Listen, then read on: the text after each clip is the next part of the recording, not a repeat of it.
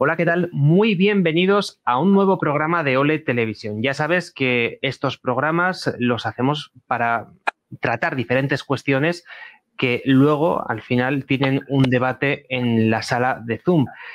Hoy vamos a hablar de las mociones de censura y para ello, como siempre, os traemos este vídeo introductorio. Desde la crisis financiera del año 2008, el sistema de partidos español comenzó a dar muestras de agotamiento. La confianza de los ciudadanos en los partidos tradicionales y hegemónicos sufrió un cierto revés, dando origen, en primer lugar, al movimiento del 15M y posteriormente al surgimiento de lo que vino a llamarse la nueva política. La consecuencia no tardó en materializarse en los parlamentos nacional y autonómicos. Lo que había constituido un bipartidismo imperfecto se transformó en un sistema algo más pluripartidista con la aparición de tres nuevos actores, ubicados en el centro y en los extremos de la izquierda y la derecha. Este hecho ha acercado al sistema político español, al menos en la teoría, a los sistemas establecidos en las democracias de Europa del Norte, con las ventajas que supone un sistema más plural, pero también con sus correspondientes desventajas, especialmente si el pluralismo se instala bajo una oligarquía de partidos. Parece que los españoles vamos a tener que convivir con mucha más inestabilidad política, al menos hasta que se produzca una reforma de nuestra ley electoral que permita, si así lo decidieran los españoles, combinar el pluralismo con la libertad política, fuente segura de estabilidad y prosperidad. Para hablar de todo ello, como siempre, tenemos a tres invitados que paso ya a presentar. Empezamos presentando a Laura Fábregas, es licenciada en Ciencias Políticas y periodista de Voz Populi. Laura, ¿qué tal? Muy buenas tardes. ¿Qué tal? Buenas tardes, gracias por invitarme. Saludamos también a Gemma Sánchez, es profesora de Ciencias Políticas de la Universidad Complutense de Madrid. Gemma, muy buenas tardes. Hola, buenas tardes. Y saludamos también a Lorenzo Abadía, empresario y analista político. Muchísimas gracias, como siempre, Lorenzo, por estar con nosotros un día más. Muy buenas noches, Xavi. Buenas noches a todos. Bueno, Gemma, pues empezamos contigo porque en nuestro sistema, que combina ciertas dosis de pluralismo con una férrea disciplina de partido, no sé si van a estar las mociones de censura a partir de ahora a la orden del día. Vamos a ver, en España el sistema de mociones de censura que se aprueba y que aparece recogido en el artículo 113 de la Constitución española, pues dado las condiciones que exige para poder presentar una moción de censura, no es que sea fácil poder presentar de forma constante. Además, hay ciertas limitaciones en este aspecto. Por ejemplo, una de las cuestiones que se establece es que los diputados que firman una moción de censura, en caso de que no salga evidentemente vencedor, tenga éxito, pues no pueden volver a presentar una nueva moción de censura hasta el siguiente periodo de sesiones. Eso ya es una cuestión que limita. Hay otra cuestión que, evidentemente, dado que en España las mociones de censura tienen que ser constructivas y tienen que ser de carácter positivo, exige que haya un candidato alternativo a esa moción de censura. Además, luego hay otra cuestión que no recoge la Constitución, pero como tú has mencionado, es la fuerte cohesión interna y disciplina que tienen determinados partidos políticos, que sobre todo que impide que seguramente esto suceda de forma sucesiva. Las mociones de censura es el tema que estamos tratando hoy y, bueno, por las características del sistema político español, Laura, yo no sé si cabe la posibilidad de que los partidos políticos hagan un uso torticero de esta herramienta que son las mociones. Yo creo que sí. Yo estaba mirando los datos para prepararme un poco esta tertulia y he visto que en España se han presentado 31 mociones y solo 9 se han aprobado, ¿no? Es verdad que después del éxito de la moción de censura contra Mariano Rajoy de Pedro Sánchez, yo creo que mucha otra gente, muchos otros partidos se han animado a hacer lo mismo, pero evidentemente no les ha salido bien porque, como vemos, no es nada fácil y la mayoría de ellas no se aprueban, ¿no? Y sí, el uso torticero, por ejemplo, yo creo que se ha visto en la Comunidad de Murcia. Como yo creo que tampoco estamos muy acostumbrados a los gobiernos de coalición, hemos visto como un partido, que en este caso Ciudadanos, que formaba parte del Ejecutivo de Murcia con el PP, decidió, no le ha salido bien, presentar una moción de censura que en principio el origen la justificación era pues las irregularidades que habían en torno a la vacunación. Lo que pasa que yo lo que me pregunto es, ¿hacía falta usar este mecanismo constitucional? O, por ejemplo, ya que es un gobierno de coalición, ya que se trata de un programa de gobierno que tú acuerdas, decir, oye, chicos, mira, del programa de gobierno que habíamos acordado, todos estos puntos no se han cumplido. Por lo tanto, me voy del gobierno, hago caer el gobierno y que hayan elecciones, ¿no? Por ejemplo, lo digo, otro ejemplo posible, ¿no? Parece que habían recurrido a la otra opción, a esta moción de censura, para presentar otro candidato, ¿no? Que creo que tienen las mociones constructivas como las que se hacen en España, y poder seguir gobernando ellos, ¿no? Quizás yo creo que en este caso en concreto, lo más honesto políticamente hablando hubiera sido pues decir, mira, estáis incumpliendo el programa de gobierno y nosotros entonces no queremos formar parte de este gobierno. Pero creo que es la política a veces torticera o malentendida, ¿no? De maquiavélica, si se me acepta este término, de intentar pues mantenerse en el gobierno, pero de otra manera que quizás no es más apropiada. Lorenzo, las mociones de censura, yo no sé si pueden ser un instrumento eficaz en términos de beneficio social o político en España. También tenemos esa figura de la que ya hemos hablado en algunos programas, que es la figura del tránsfuga, ¿no? Esos diputados que pueden votar fuera de lo esperado, ¿no? Yo creo que las mociones de censura sí pueden tener un resultado práctico y pueden rendir bueno, pues un buen servicio, prestar a la sociedad. Pero va a depender mucho del sistema político en el que estén insertas. Para mí eso es lo determinante. Las mociones de censura, por otra parte, bueno, son la consecuencia natural, me refiero a su propia aplicación de un sistema parlamentario. Sistema parlamentario, sí, nos olvidamos de los orígenes en donde no se elegía directamente, simplemente se legislaba, no se elegía al Poder Ejecutivo porque él estaba representado todavía por la monarquía, los famosos gobiernos o monarquías constitucionales, pero cuando ya se pasa al sistema o al gobierno de gabinete, ya digamos que la monarquía dio paso a gobiernos elegidos ya directamente desde la propia legislatura, es decir, desde el propio Poder Legislativo, o dicho también de otra manera, desde donde habitualmente dicen las constituciones que reside la soberanía de la nación, ¿no?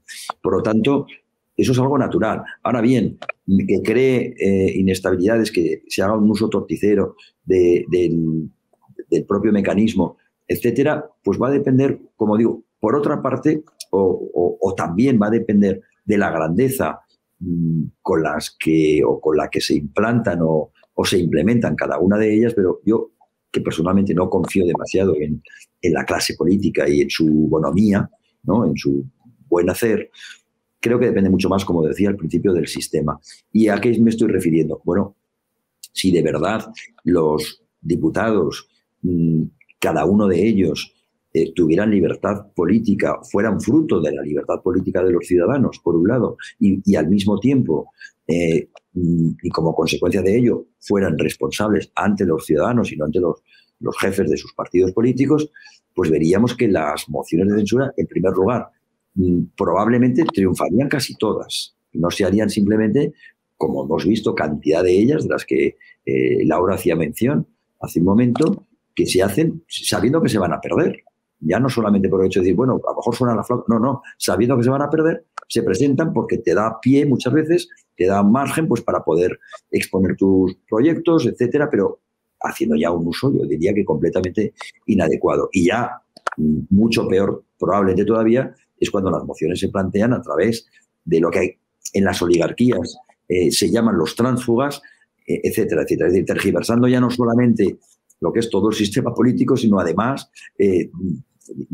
traicionando a los propios partidos, etcétera, etcétera. Que a su vez han traicionado a la sociedad, probablemente, porque han elegido y han hecho unas listas de acuerdo no a los programas políticos, etcétera, sino a la propia fidelidad que le profesa cada uno de los diputados. Por lo tanto, yo creo que las mociones de censura pueden tener perfectamente sentido y pueden además servir pues muy beneficiosamente a la sociedad, pero sobre la base de un sistema que garantice que los diputados son libres, que los diputados son responsables, por lo tanto, pero ante la ciudadanía, no ante las cúpulas de los partidos políticos. Luego, si tenemos la ocasión, desarrollamos ese tema un poco más. Pero a la pregunta que tú me hacías, ¿sabes? Yo te digo, sí, por supuesto que pueden hacer un buen servicio a la sociedad, pero si están contextualizadas dentro de un sistema que sea verdaderamente representativo de la sociedad.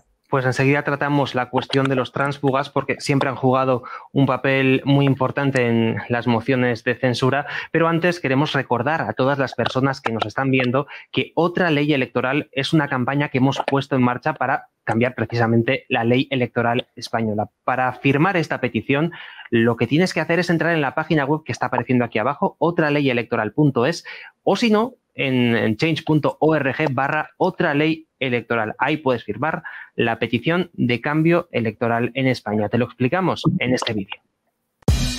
Participa en nuestra campaña. Firma nuestra petición en change.org. Firmar es gratuito. Pues ya lo sabéis, para firmar esta petición, entrad en la página web www.otraleyelectoral.es y si no, a través de la plataforma change.org, en la web change.org/otra ley electoral. Decíamos antes de ver este vídeo que una figura importante en las mociones de censura eran precisamente los que muchos llaman tránsfugas. Hay, sin embargo, otras corrientes que dicen que, bueno, que no es que sean tránsfugas, sino que el diputado tiene que ser dueño y señor de su voto en el Parlamento. Y, de hecho, Lorenzo nos hacía, en ese sentido, antes una intervención en la que nos decía que podrían tener más sentido las mociones de censura si realmente los diputados tuvieran libertad de voto, porque lo que ocurre muchísimas veces, Gemma, es que antes de que se produzca la votación el resultado ya es conocido por todo el mundo y estas mociones dejan de tener sentido.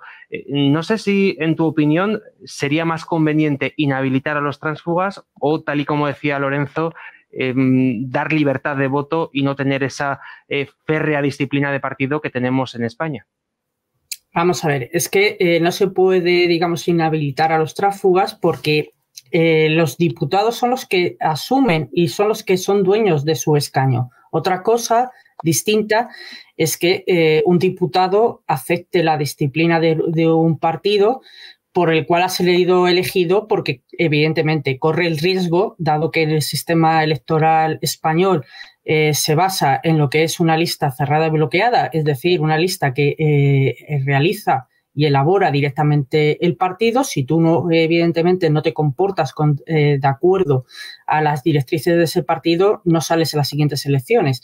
Pero eso no evita que, evidentemente, el partido, o sea, que el diputado pueda irse al grupo parlamentario, y así lo establece los propios reglamentos de las cámaras, al grupo parlamentario que considere oportuno y que, lógicamente, le acepten, ¿no? Otra cuestión es lo que me estás preguntando, es que el diputado, como ha dicho antes Lorenzo, tiene reconocido la libertad de voto. Es decir, en todos los reglamentos parlamentarios, no solo en español, sino en todos los europeos, se prohíbe el mandato imperativo. Es decir, que le digan lo que tiene que votar. ¿El problema cuál es? Es que eso no se respeta en la actualidad. Los partidos políticos, o sea, los grupos parlamentarios se reúnen en pleno unas horas antes de la sesión en la cual haya que discutir y haya que votar una determinada iniciativa y decide cuál va a ser el sentido de voto o el sentido del voto y la posición que van a tener en el debate con arreglo a lo que ellos consideren oportuno. Y todos los demás diputados tienen la obligación de llevar a cabo esa votación en ese sentido. Es más, si no lo hacen, los reglamentos internos de los propios grupos parlamentarios prevén sanciones económicas para aquellos diputados que no sigan esa disciplina. Y luego, pues como digo, si eso se repite de forma constante, en unas siguientes elecciones saldrá de la lista, con lo cual acaba su carrera política. Eso implica, lógicamente, como digo, que además en los parlamentos existen varios tipos de poder, o sea, varios tipos de votaciones, es decir, de expresar el voto. Existen votaciones secretas que casi nunca se utilizan precisamente porque son secretas y el grupo parlamentario, los grupos parlamentarios, mejor dicho, no las aceptan ni las proponen porque es una fórmula donde el diputado sí podría votar libremente. ¿Cómo se hacen al final las votaciones? O se hacen a mano alzada o a través de un sistema electrónico que permite saber cuál es el voto de cada diputado. Eso, lógicamente, como digo, impide que se rompa la disciplina de partido de forma, digamos, constante. Si no fuera así, si hubiera voto secreto, seguramente la libertad de voto se ejercería. Es que además, Laura, tal y como comentaba Gemma, aparte de quedarse fuera de la lista, si alguien quisiera presentarse a unas elecciones, digamos, a cuerpo, ¿no?, sin unas siglas de un partido que le respaldara, como independiente, siguiendo el sistema político español, sería prácticamente una misión imposible. Y esto también hace, efectivamente, que ese mandato imperativo sea prácticamente ley en España.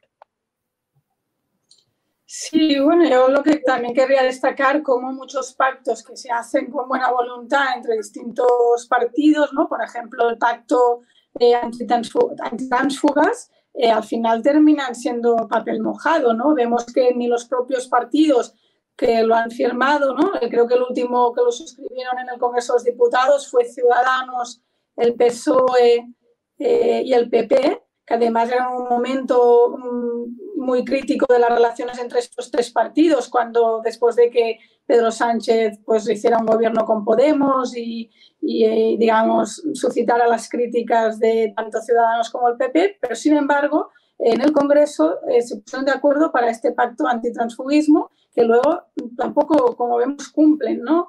Yo creo que también forma parte un poco de la cultura política española, que en algunas cosas todavía pues no estamos habituados, ¿no? Con las mismas mociones de censura, ¿no?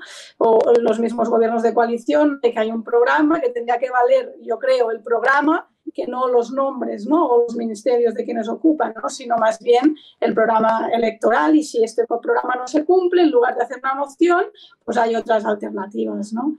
Creo que es un poco esto, que tiene un poco que ver con cómo vemos en España las cosas. También el hecho de que no hayan listas abiertas, supongo que también hace más fuerte esta disciplina de partido o hace que esto, ¿no?, que luego no haya pues movilidad dentro de un partido, ¿no? Como dices tú, pues si no quieres estar en un partido, pues creas otro, pero es muy difícil, ¿no? Quizás con listas abiertas pues podrían destacar también candidatos. Unas elecciones, una legislatura, un candidato podría ser más moderado y en otra pues podría ser, por ejemplo, más izquierdista, o creo que quizás dejarían opciones también más abiertas, que quizás harían que esta disciplina de voto no fuera tan férrea, ¿no? Lorenzo, ¿cuáles podrían ser las soluciones para evitar estos problemas de disciplina de partido?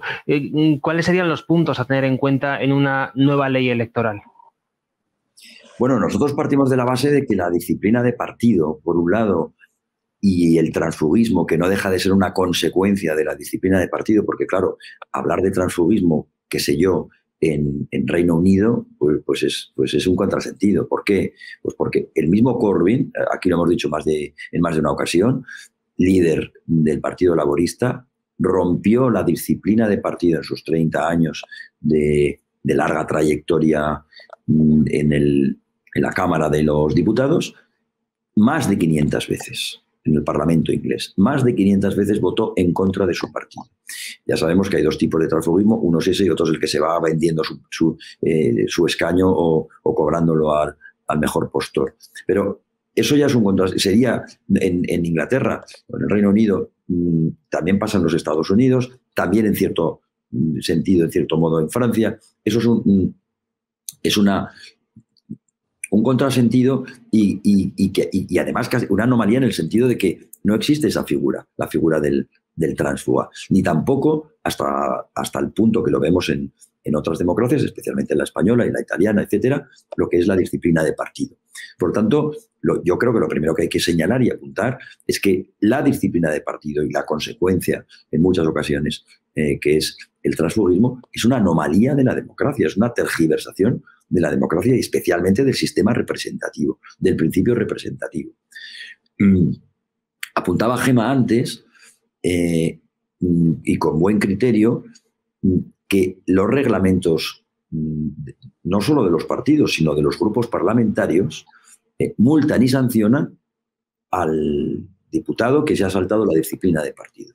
Pero al mismo tiempo apuntaba ella, en la primera intervención, si no recuerdo mal, que el propio mandato, o sea, la propia Constitución, creo que es en el artículo 67.2, prohíbe el mandato imperativo.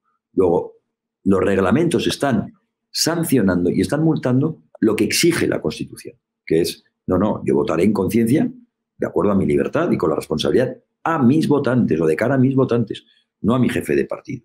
Bien, es verdad que eso no se cumple nunca. ¿Por qué? Porque el jefe del partido, o mejor dicho, el diputado, sabe que si no trabaja y si no es fiel, caninamente fiel a la disciplina de partido, es decir, a su jefe de partido político, por lo que apuntaba Gema, también, bueno, y también lo ha nombrado Laura, al no haber listas abiertas y desbloqueadas, pues el propio diputado sabe que no volverá a ser nunca puesto otra vez en una lista para poder salir elegido. Por lo tanto, yo lo que veo clarísimamente es que es una tergiversación de la democracia o de los sistemas representativos. ¿Cómo se puede solucionar eso sin al mismo tiempo romper con un mandato constitucional que está prácticamente en todas las democracias, yo diría, modernas, que es el mandato representativo? Bueno, pues muy sencillo, cambiando la ley electoral y cambiando la ley de partidos, haciendo una ley electoral que permita al votante, al diputado presentarse de cara al votante, ser responsable ante él, directamente con él. Si queremos con un sistema más proporcional, también se puede, hay sistemas que lo permiten. Y por otro lado, bien organizado, un sistema obligatorio, pero bien organizado de primarias de los partidos políticos, en plena igualdad de oportunidades, para que las personas cualquier militante que se quiera presentar, primero tenga la misma igualdad de oportunidades, ya de que dependa de su programa, de su propia popularidad, etcétera, etcétera. Y que luego pueda ejercer de eso mismo en el Parlamento, sabiendo que rompa o no rompa la disciplina de partido, haga caso o no haga caso fielmente a su propio jefe, pueda volver, pasadas las elecciones, a presentarse a unas primarias, a examinarse de cara o ante sus propios afiliados y compañeros de partido y luego, posteriormente, si ha salido, ante los propios votantes. Es decir, un sistema de responsabilidades, pero directas de la persona para poderse presentar, y no lo que tenemos en España y en otras democracias también, pues tan imperfectas como la nuestra, que ¿cuántas veces decimos aquí que con que fuera un diputado de cada partido político al Congreso sería suficiente? Pues es que es así. Pues aquí no se rompe la disciplina de partido nunca. No, oiga, esta vez me toca a mí, pero es igual. Yo tengo 100 diputados, somos 100 diputados, vengo yo porque los otros 99 pues ya saben que van a votar lo mismo. O los 30 que tengo, los 10 o los 15, porque esto pasa en todos los partidos políticos. ¿Por qué? Porque no es un problema de cada uno de los partidos, es un problema del propio sistema. Y eso es lo que nosotros en otra ley electoral queremos cambiar. Queremos un sistema más proporcional, sí, de una persona a un voto, pero queremos, tan importante consideramos como eso, que el hecho de que las personas, el representante, el aspirante, el candidato, se tiene que presentar ante la ciudadanía, no ante el jefe de su partido político, con independencia de que es muy dueño de militar en un partido político por una cuestión de afinidad y de sintonía ideológica, programática, etcétera, etcétera. Pero cuando un grupo parlamentario pongo un ejemplo muy rápido, discute sobre si vamos a aprobar o no vamos a aprobar una ley o unos presupuestos en donde, por ejemplo, coinciden dos diputados, uno de Huesca y otro de, qué sé yo, de Cáceres. Muy bien. Y resulta que esos presupuestos están primando mucho más una infraestructura que pasa por Huesca y no pasa por Cáceres. Es un ejemplo, ¿no? Bueno, el diputado de Cáceres tiene que decir que sí, amén. ¿Por qué? Por disciplina de partido. Pues a lo mejor en ese caso concreto tendrá que decir, no, que yo no puedo ir a mis votantes a decirles que que es que me ha parecido por disciplina de partido, pues lo asumo, lo acato, pero la carretera se va para Huesca, o la fábrica se va para Huesca, o la subvención se va para Huesca. No puede ser, no tiene sentido. Por lo tanto, yo creo que es muy importante que aunque haya afinidad, la libertad la tenga cada uno de ellos, cada uno de los representantes y la consecuente responsabilidad. Luego, ¿hay soluciones? Claro que las hay. Estas que estamos planteando, Xavi. Y precisamente para que estas soluciones se puedan llevar a cabo, lo que planteamos es ese cambio de la ley electoral española. Hemos puesto en marcha esta campaña precisamente porque queremos cambiar esta norma. Si quieres firmar esta petición, lo que tienes que hacer es entrar en la página web www.otraleyelectoral.es. También puedes firmar esta petición en www.change.org/otraleyelectoral. Te explicamos cómo hacerlo en este vídeo. Participa en nuestra campaña. Entra en nuestra página web y firma por otra ley electoral. Pues ya lo sabéis, www.otraleyelectoral.es o si no, en la página web de change.org/otraleyelectoral. No nos queda mucho tiempo, así que si os parece vamos a comenzar ya con la ronda de conclusiones. Gemma, empezamos contigo. ¿Cuáles serían tus conclusiones de este debate? Simplemente señalar que en España las mociones de censura se presentan principalmente para no ser ganadas. En este sentido, únicamente decir que simplemente es presentar cosas como una alternativa, pero si se usan de forma constante, el electorado puede castigar al partido o al grupo parlamentario que las utilice, evidentemente llevando a cabo un uso partidista, que el sistema español, debido a su encorsetamiento, propicia precisamente todo lo que hemos estado hablando, que los diputados, los parlamentarios no sean libres de poder actuar, sino que tienen que siempre estar condicionados a la disciplina del propio partido. Laura, ¿tus conclusiones? Bueno, a ver, coincido con lo que ha dicho Gemma, simplemente, bueno, resaltar esto, ¿no? De las 31 mociones que han habido, solo se han aprobado 9, por lo tanto, creo que tendrían que los partidos políticos que propongan hacer una moción de censura, creo que tienen que trabajarse bien los apoyos, ¿no? Para que luego, como bien ha dicho Gemma, tampoco su propio electorado después le penalicen las urnas, ¿no? Si no sale bien o si abusa de este mecanismo constitucional. Y por lo tanto recordar también que tienen que ser constructivas, ¿no? Que tienen que también presentar un nuevo candidato a presidente del gobierno y intentar que esto no suponga un adelanto electoral, ¿no? Que a veces lo que pueden generar este tipo de mociones de censura, sobre todo si se constituye una mayoría alternativa débil, es pues esa misma debilidad, ¿no? Y que luego no se pueda garantizar una legislatura sólida de 4 años.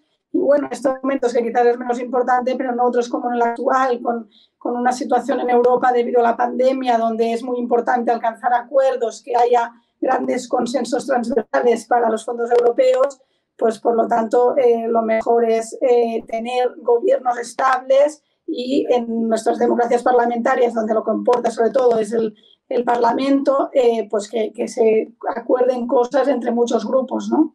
Lorenzo, para cerrar tus conclusiones. Bueno, titulábamos La España Borgen a este programa, dando por hecho que bueno, vamos a tener que acostumbrarnos a muchos más pactos que los que hemos visto, a muchas más mociones de censura que las que hemos podido ver, con más o con menos éxito. Es decir, que la nueva política, si es que algo tiene de nuevo, pues probablemente haya sido o haya traído, bueno, una cierta inestabilidad y por lo tanto también la exigencia de tener que llegar a mayores pactos, consensos, etcétera, etcétera. Las mociones de censura forman parte casi consustancial del sistema parlamentario. Eso no nos tiene que asombrar para nada, es decir, son perfectamente naturales. Ahora bien, lo que necesitamos es un sistema parlamentario mejor que el que tenemos. ¿Para qué? Pues para que las tergiversaciones, como bien apuntaban tanto Gemma como Laura, se han producido y muchísimas veces en la historia de la democracia española, desde la transición, pues no se produzcan y se produzcan de verdad cuando los diputados, personalmente, cada uno de ellos, piensen que ha llegado el momento de sustituir un gobierno por otro, a veces a lo mejor sin cambiar siquiera de siglas, pero simplemente de personas, etcétera, etcétera. ¿Por qué? Pues porque piensan que las cosas no están funcionando y que podrían funcionar mejor con un cambio de gobierno. Y que además es su propia responsabilidad de cara a sus propios votantes lo que casi les exige hacer esto. Muchas de las mociones aquí se presentan como exposición a la galería y otras, bueno, pues lo que hemos visto, por dinero, literalmente, ¿no? Y eso es lo que no tiene sentido, pero que este sistema permite hacerlo. Un sistema con mucha más libertad de los ciudadanos o con un sentido mucho mayor de la responsabilidad, pero exigido por ley, porque el sistema es conformado, así estaría organizado, de los propios diputados, no tendría por qué llevar a mociones de censura pues con tan poco sentido como las que hemos visto tantas y tantas veces. Pues cerramos aquí esta primera parte del debate. Ahora vamos a poner en marcha, como siempre, la reunión de Zoom para que todas las personas que nos hayan visto puedan participar, pero antes vamos a despedir a nuestros 3 invitados de hoy. Empezamos con Gemma. Gemma, muchísimas gracias por haber estado con nosotros y hasta la próxima. Muchísimas gracias a vosotros por invitarme. Laura, muchísimas gracias por haber estado con nosotros. Espero que sea la primera de muchas. Gracias a vosotros. Muy interesante. Y Lorenzo, como siempre, muchísimas gracias por haber estado con nosotros.